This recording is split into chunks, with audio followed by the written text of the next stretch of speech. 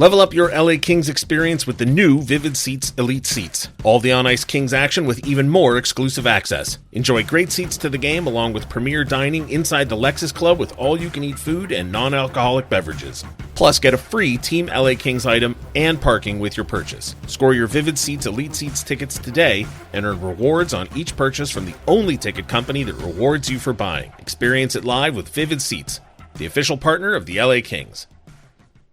You're listening to an LA Kings podcast. For more episodes of this and every other Kings program, visit lakings.com/podcast.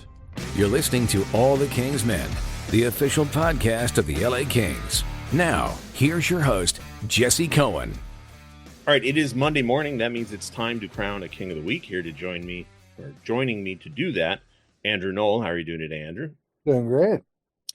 Before we get into King of the Week, I feel like I haven't really done a terrific job on All the Kings Men of talking about, as I texted you, the impending return of Drew Doughty.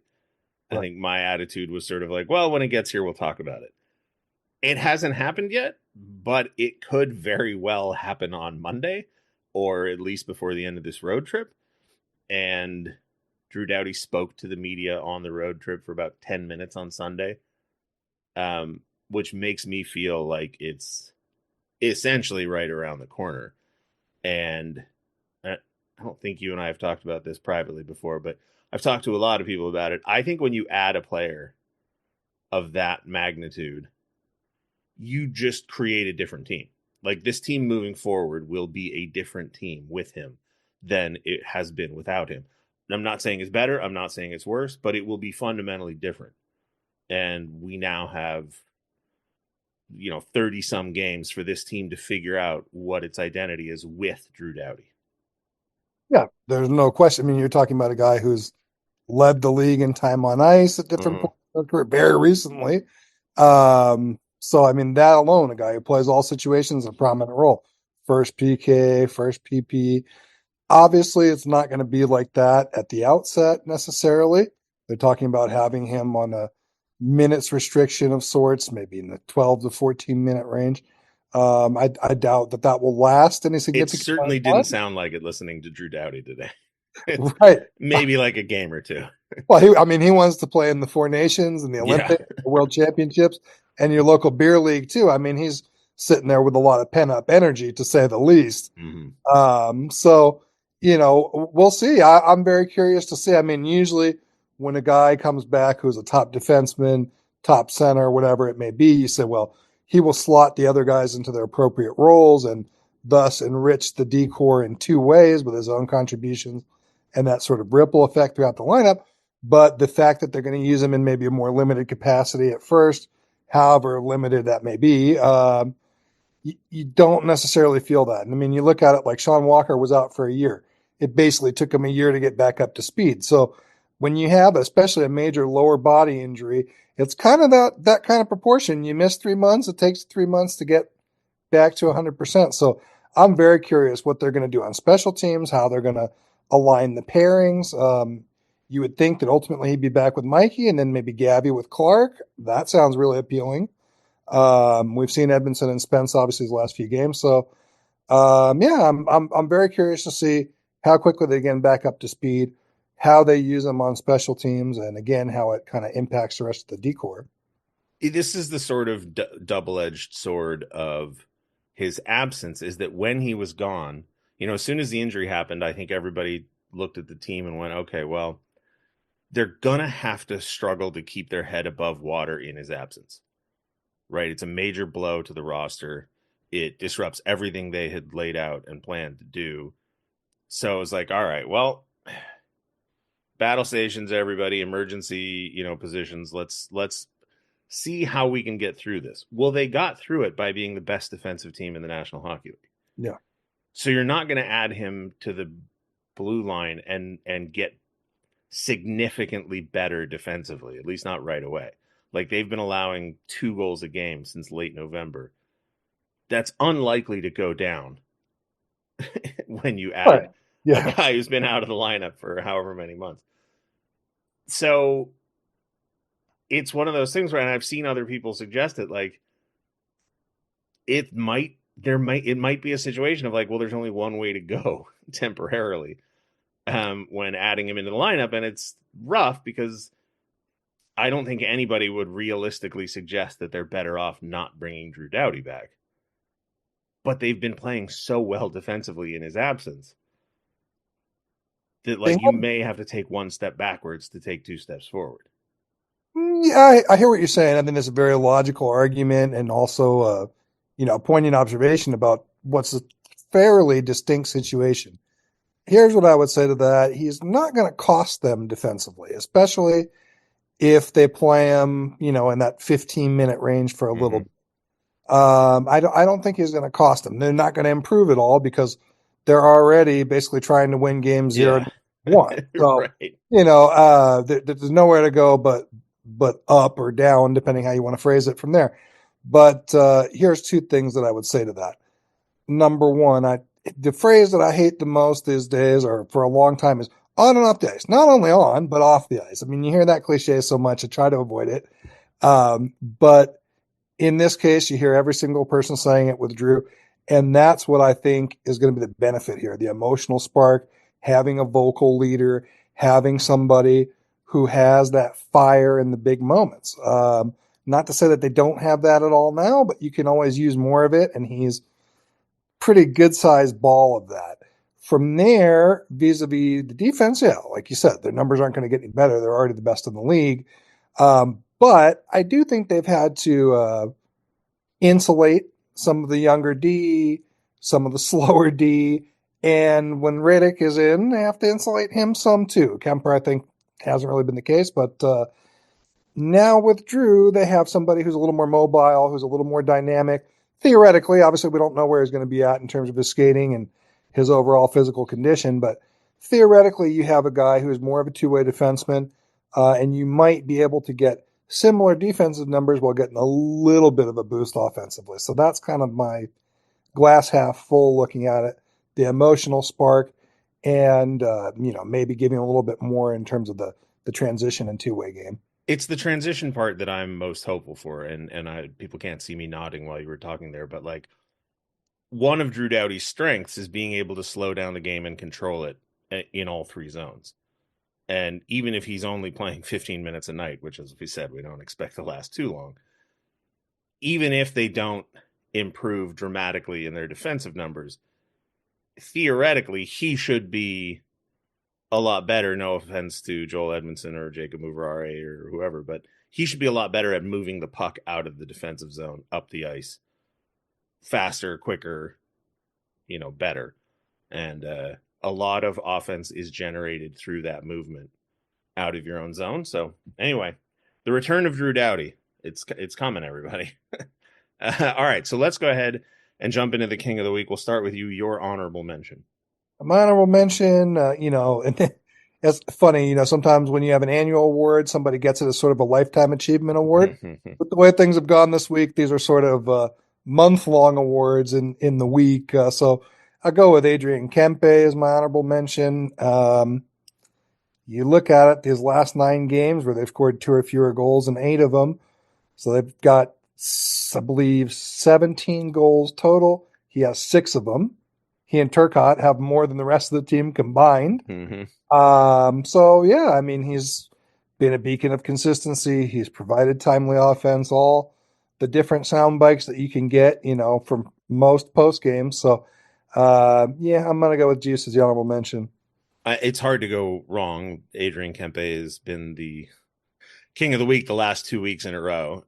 He has a healthy lead on the King of the Week points for the season. The super scientific, always accurate and never wrong King of the Week points. I actually have him as my runner-up, so I'll get it out of the way here. Jim Hiller was asked if Adrian Kempe was carrying the team's offense or something like that. Yeah. And he kind of blanched on it and wouldn't just say yes. And I get it. Coaches have to worry about their words being heard and interpreted by other people. But I was just shaking my head going like, come on, Jim Hiller. Who are we kidding? Yes, he's carrying the team's offense. Recently said he wasn't sure if they were in a goal scoring funk. So, he needs a lot of empirical evidence. Yeah, but I mean, like, Yeah. it's just he's got 24 goals, he's got 44 points. Um, Anze Kopitar is a point behind him, and then Kevin Fiala is like 12 points behind there, 14 or 15 points behind that. So, Adrian Kempe is the team's best player, and he looks like it when he's out there. And frequently, like he had a move in the game against Columbus where he was essentially on a breakaway and he took a shot. I thought he was going to score it just because he's Adrian Kempe, but he didn't. All right. My honorable mention is Kevin Fiala. And sometimes you can take a week and you can look at the numbers and you can go, all right, well, this guy led the team in scoring, so therefore he's the guy. This was a case where Kevin Fiala technically led the team in scoring over the course of the week, 4 points in 3 games. Sorry, 3 points in 3 games, 3 assists. But he was also on the ice for just as many goals as he was for. He wound up being a -1, but he got 3 assists. And it's a situation where everybody's been pointing out that his goals are holding steady, but his assists haven't been there. So I'm going to reward him for getting assists and putting up points, because someone has to, and he has to put up points. At the end of the year, we can't be looking at him and going, well, he only had 50 points, but whatever. Like, no, he's the highest paid forward. He's got to be a point producer, and he's starting to produce points, so he's my honorable mention. Yeah, I think that silver lining with his lack of production is that he seems to have upped his baseline to mid-70s. The last 3 seasons, you look at where he's been producing at the 2 with the Kings and the final one in Minnesota. He's got an 85, a 73. He's mixing in some solid totals. You have to imagine that he'll be somewhere in that range, and that means that he's going to heat up in the second half of the season at some point. And the Kings could really use that right now. They could use somebody else that's a consistent threat other than just Juice. Yeah, yes, exactly. And at this point, it's either Anze Kopitar or really, no, I mean, it's Kempe with 44 points, Kopitar with 43, Fiala with 28, and Laferriere with 27, and Brandt Clarke with 24. Like, that's the drop-off. It's Brandt Clarke, who has not been scoring a lot. So in the last month and a half, is still 5th on your team in scoring. So they need offense. All right, your runner-up then, Andrew. So sort of another cumulative one. I mean, Darcy Kuemper continues to be really strong throughout the whole month of January. Obviously picked up a loss yesterday, but held him in it, played fairly well, especially through regulation. Had an excellent game earlier in the week. He's been as advertised. I mean, they basically got him because he was the available player. I mean, they were really narrowed in their goaltending search by circumstance, but a lot of people in Washington told me, he's really ripe for a bounce back year. Who knows about the 3-year term, but next season he should be much stronger. He had a lot of ebb and flow with his health last season. I know he had a child early in the year. There was a lot of upheaval there in DC, so he's come in here and despite a couple little stints on IR, really, really given them a lot of confidence and consistency. I mean, the defensive game obviously goes from the goalie out, and this is the first time that the Kings have had a goaltender that I don't feel like is a system goalie in a while now, probably since 2018 Jonathan Quick. It's given them a lot of confidence out there. I do feel like they're a considerably better team when he's on the ice, and he's going to be the guy who, when the playoffs roll around, obviously is going to start game 1 and stay in there for the whole series. Yeah, it's good to hear you say that people pegged him for a bounce back season, because this is a goaltender who, when the Athletic or whoever writes an article of like the worst trades of a certain specific era, the initial Darcy Kuemper trade gets mentioned, which I don't think is fair, but I understand. The Kings traded him away for essentially nothing, and then he wound up being terrific in Arizona, then going to Colorado and winning the Cup. And his time in Washington didn't really go that great, but 2 dynamite seasons in Arizona, and a cup winning season in Colorado. I was concerned that there might be a little bit of Peter Budaj situation where the Kings were protecting Budaj the season that he came in to replace Jonathan Quick. I don't think that's the case with Darcy Kuemper. Like you said, he's not benefiting. I mean, he's benefiting from the system because any goalie would benefit from the system, but the system is not designed to protect him or his weaknesses. Yeah, I mean, definitely. Daryl Sutter flat out said they insulated Budaj, they insulated Martin Jones, when he was having extended duty. And I think they have to do that a little bit with Dave now. Riddick is a guy that you really have to mop up a lot of loose change in the crease on some nights. So they play tighter with him. Whereas with Darcy, they can be a little more free flowing. They can look for opportunities, maybe not to blow the zone, but to get out a little bit quicker. They don't have to play as tight, be as hung up on puck support. I feel like he really does not only give them better goaltending, but a little bit more kind of fluidity when he's in the net. Yeah, I think it's a good pick. I didn't have him this week, but I certainly singled him out a lot in the past. All right, then I mentioned Adrian Kempe already as my runner-up, so we'll go straight to you and your King of the Week.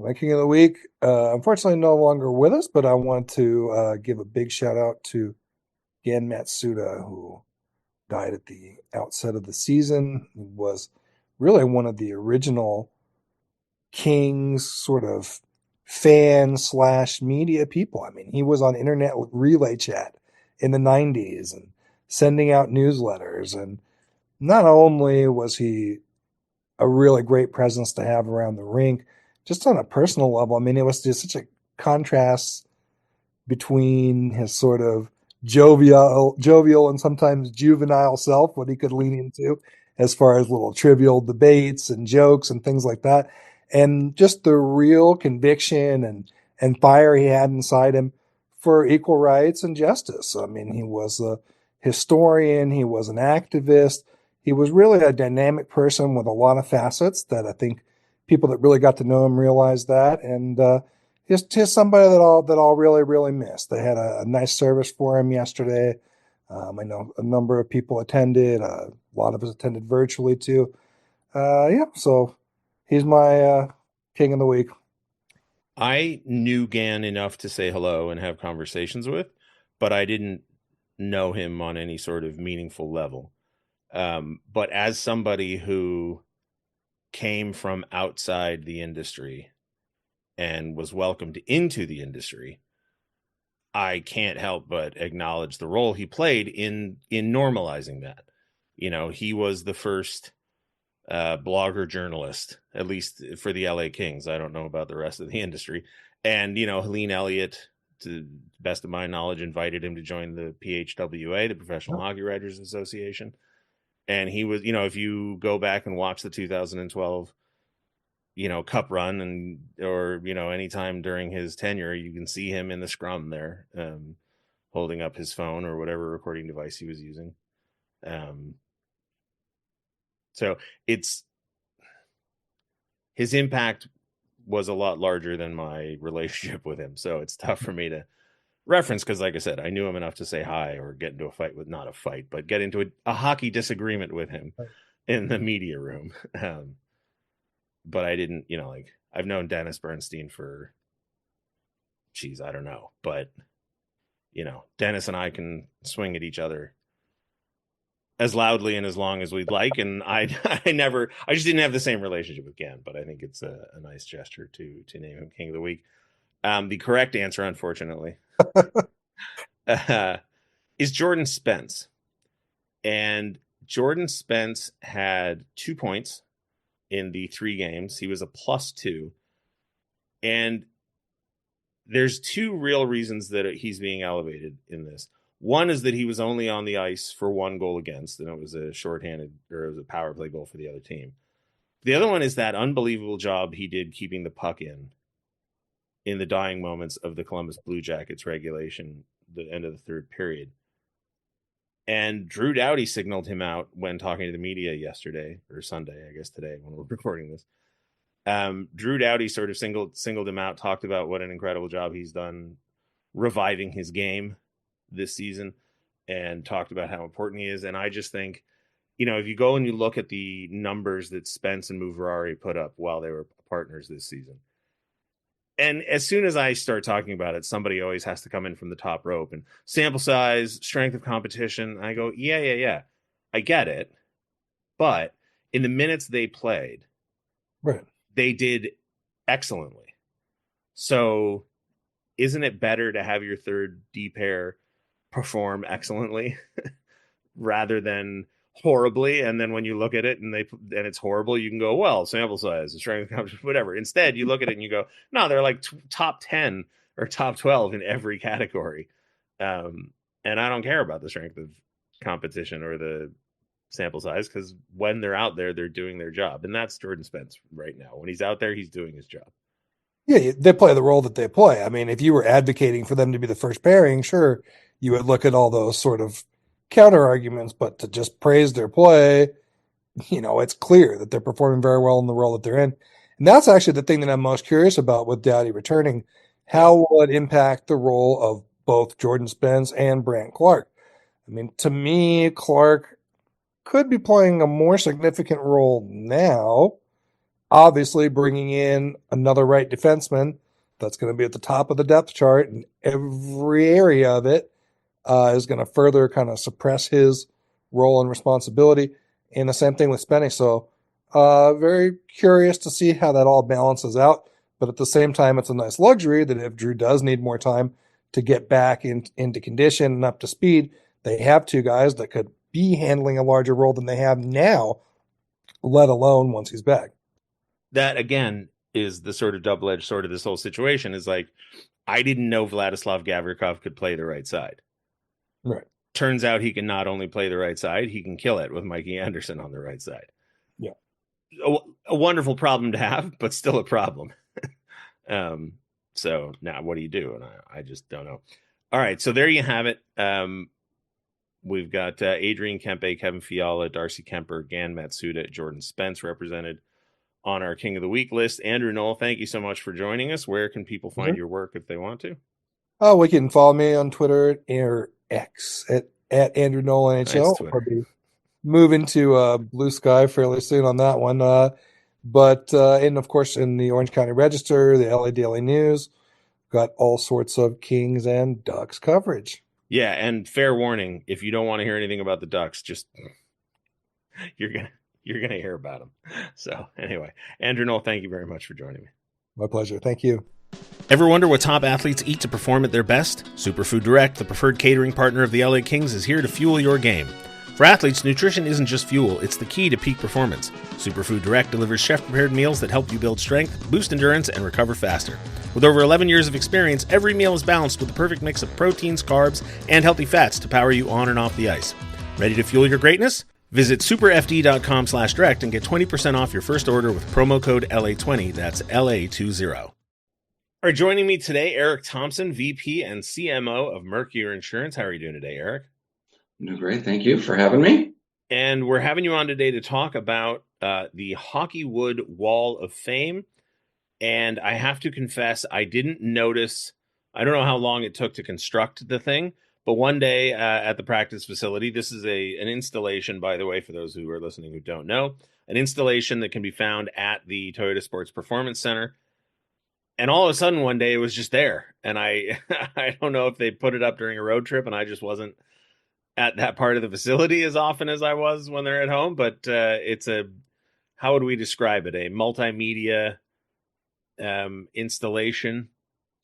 Yeah, it's actually part of a much larger initiative that we've created with the Kings to honor, community heroes. These people that are, making a difference in our communities throughout the Los Angeles area each and every day. But they don't typically get the kind of recognition, and honestly, they don't do it for recognition. But we both felt that it was very important to recognize these people who really are the glue that, bring our communities together and, give selflessly. And we wanted to highlight them, and we wanted to, create this place where we can celebrate their achievements and efforts and hopefully inspire others to, also, give back to the community. Where does this conversation begin? Like, who contacts who and says we'd like to do this?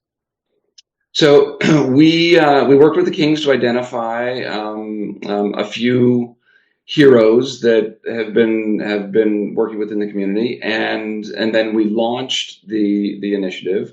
You mentioned that you saw the installation at the King's practice facility, and it did kind of happen overnight. So you weren't missing things. They were away on the road, and when they came home, we were ready to announce it and launch it and put it in. And there's several ways that you can submit names, but the best way to do it is to go to the King's website, go to Hockeywood, and anyone could submit someone who they think is a hero. And look, at this time, there's a lot of heroes in LA with everything that's been going on with the fires. There's a lot of people that really stood tall, and we want to recognize those folks. When we first started the program, we were looking at those everyday heroes. It could be a school bus driver, it could be a soccer coach, it could be anyone in the community, and now there's definitely no shortage of those people that have gone above and beyond, helping their neighbors, helping firefighters saving homes. There are a lot of heroes out there, and we would love to get submissions, from people. Tell us a little bit about why they think that these heroes deserve to be recognized, a little bit about what the heroes are doing and what they've accomplished. And we will be honoring these people, not just throughout the hockey season, but throughout the year. And this is a multi-year initiative. It's not just something that we built and then we're going to walk away from. This is, we're looking for to do this year after year after year and continue to recognize those people that are really making a difference in LA. There's so many, it's almost a cliche now at this point, where if you speak to somebody in the hockey industry, whether it's a player or coach or broadcaster, they'll talk about how much the community has done for them and how important it is to give back. And I'm just looking at the website right now, as you said, lakings.com/Hockeywood. And this is sort of a chance for the community to give back to the community almost. I mean, this is a way for the community to recognize, like you said, heroes within the community. Andrzej Kopitar may not have time in his day to, be exposed to so many different people, right? The hockey players live a very sort of regimented, scheduled life. So this is an opportunity for the community to sort of self-nominate, I guess. Yeah, and it doesn't have to be connected to hockey or the King. Right. And that's, I think, one of the really powerful things about this whole initiative is we can use hockey as the kind of jumping off point, and the King's connection to the community, Mercury's connection to the communities that we serve. And one of the nice things about working with the Kings is, both of us, both Mercury and the Kings, we were born and bred in LA. We've been part of the fabric of LA for, in Mercury's case, 63 years. And the Kings are not far behind that. So, we all have deep roots within the community, and this is just a way to celebrate, this city that we love so much. And by city, it's not just the city of Los Angeles, right? It's the greater Southern California area. And, to be able to give a little bit back and to say thank you to those individuals that really make a difference in someone's life. And, you probably have people that you can point back to. I can certainly, when I was growing up, at my, a soccer coach or someone who believed in you and believed in me and really gave me the confidence to, to do something different and to be more than I thought I could be. And, those are the types of people that we're recognizing here. And sometimes it's small. Sometimes it's someone who helps, a lot of people. And, one of our honorees that we honored at the unveiling, she does a lot of work with underprivileged youth throughout the city. And a lot of them were there that day because they were running a clinic and a hockey clinic.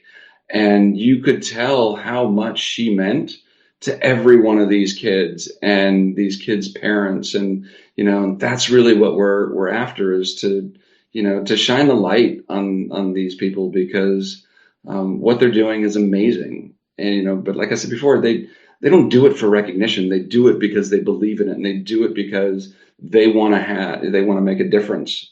And that's really powerful. For me, it was my 11th grade English teacher, John Arfwitson. And, you talk about not doing it for recognition. I've recently gotten in touch with him again, and, you see these types of people and you tell them how important they are, and they brush it off, right? It's not, it's, I just doing my job, just whatever, did it because I love it. So this installation is at Toyota Sports Performance Center. It's on the, I guess we want to call it the main level, not the level that the ice is on, but the upper level that you enter in through. And it's 4 screens, if I'm not mistaken. Yeah, it's a multimedia presentation, and there's an interface that you can go on and you can activate and learn more about all of our honorees. You can also learn more about them on the website. Because we wanted to expose their exploits to as many people as possible, and but the installation at the Toyota Sports Performance Center, it's a mouthful, isn't it? Yes, it is. It's great, and you walk in and you can't help but notice it, right? It's like it's right there. It's a big, beautiful video presentation that will kind of give you an idea of what you can find there. But then once it's activated, you can go in and search specifically for different individuals, and and it's like I said before, it's a wide variety of people. There is no one particular segment that we're looking to celebrate. It is basically just anyone and everyone who is making a difference. And then hopefully, like I said before, is that we will, it'll inspire others to do the same thing. And I used to coach youth soccer, and the best piece of advice I ever got when I was just starting coaching was that, when you coach kids, you're going to have some kids that are really great, and they're going to be stars on your team. And some of those kids are going to go on to play in high school, and some of those kids may go on to play in college. And, but in general, none of them are going to go play professionally. And, and that's probably true for most of us who coach youth sports. But he said the best thing that we can all hope for is that all of these kids have such a great experience that they want to do it for their kids. And you pay it forward. And that's really, I think, my hope for this is, that we can continue to pay things forward. Well, I think that's a really noble sentiment, that concept of paying forward. And like I said, it's such a huge part of the hockey community to give back to the community that has helped those, that helps everybody, right? And so, whether it's Kevin Fiala doing his charity work in LA, or Andrei Kopitar taking time, the team going to the children's hospital, whatever it is, keeping that commitment to the community that has given so much to all of them. And it's really it's nice that a corporate partner is also thinking like this, and not just being a jersey sponsor. Well, I mean, that's who we are as a company. I mean, one of our core values is do the right thing. And, and that's something that it's not just, words on paper. It is something that we live by every single day in every interaction that we have. And at no time is it more evident than what's, going on right now with the fires and taking care of customers, and, and making sure that we can get people back on their feet as quickly as possible, because that's what we're here to do. That's why we exist as a company. And, and it's not just, words on a paper. It's something that each and every employee at Mercury believes in wholeheartedly, from our CEO all the way down to our line level claims adjusters. So if you are listening to this and you know a community hero that you would like to nominate for the Hockeywood Wall of Fame, you can go to lakings.com/Hockeywood. Each inductee receives a VIP experience. That's not so bad either, right? No, it's great, and that's just a little way of saying thank you. We're going to take them to the game. We're going to treat them to, a really nice night. We're going to acknowledge them on the video board, and it's just a little way to say thank you, and honestly, to expose their story to everyone who's in the arena, and everyone who's in the arena can also say thank you. And but it's a really nice night, and it's fun to to just learn more about all of the honorees. Well, I think it's a really awesome way to encourage fans to be involved in not just the community. I don't mean like the community. Well, I mean it in multiple ways. The community in the general sense of the phrase, like the community that we all belong to, but also the Kings community. It's an excellent way, like I said, to encourage people to participate. And I would encourage anybody listening who wants to nominate anybody, lakings.com/Hockeywood. And if you are down at Toyota Sports Performance Center, check out the installation. I know we get a lot of fans down there watching practice or playing in beer league, or they have kids that are playing hockey or learning figure skating, whatever it is. So Erik Thompson, thank you so much for joining me. And thanks for being part of this joint installation. Thanks so much. I really appreciate it.